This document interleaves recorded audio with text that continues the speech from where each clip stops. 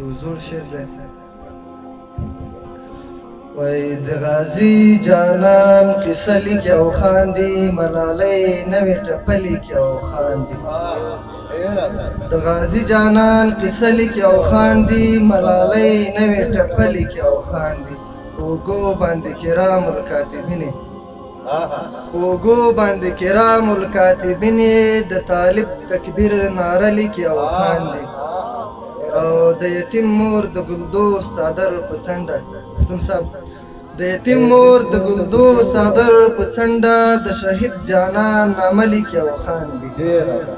او د شهید وینې غوټۍ غوټۍ نصرت ته چې ښکاره شي کلمه لیکي او خاندي په څو نوي بیتونه مې لیکلي وایي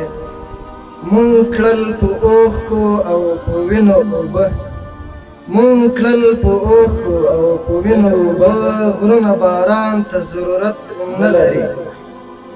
مونږ کړل په اوښکو او په وینو اوبه غرونه باران ته ضرورت نه لري او ستونزې ټول عمارت حل کوي بس بل کاروان ته ضرورت نه لري او حسن یې ټول په سپین نشان کې پروت دی حسن یې ټول په سپین نشان کې پروت دی بس بل نشان ته ضرورت نه لري او نصرت اوس داسې هېواد نشته چې نصرت اوس داسې هېواد نشته چې افغانستان ته ضرورت نه لري او اخري وړوکی غزل دی وایي نصرت اوس داسې هېواد نشته چې افغانستان ته ضرورت نه لري او یو غزل د اخري کې دا به درته وایي چې پاچا د لیوني هاشم په څیر شي همکاران به یې لا کوم کتار کې شمېر شي چې پاچا د لیوني هاشم په څیر شي همکاران به یې لا کوم کتار کې شمېر شي چې ملا د جمهوریت د ډیران مچ شي چې ملا د جمهوریت د ډیران مچ شي د جنت شراب شده ګبینې هیر شي او طالب جان صاحب چې طالب د ماین تلک ډک ورته کېږدي چې طالب د ماین تلک ډک ورته کېږدي اربکی لکه موږک راشي راګیر شي چې طالب د ماین تلک ډک ورته کېږدي اربکی لکه موږک راشي راګیر شي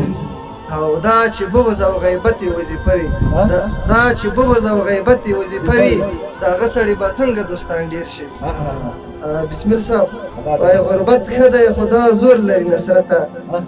غربت ښه دی خدا زور لري نصرته چې تربور سره موټر وي او غر تیر شي وایي غربت ښه دی خدا زور لري نصرته چې تربور سره موټر وي او غر تیر شي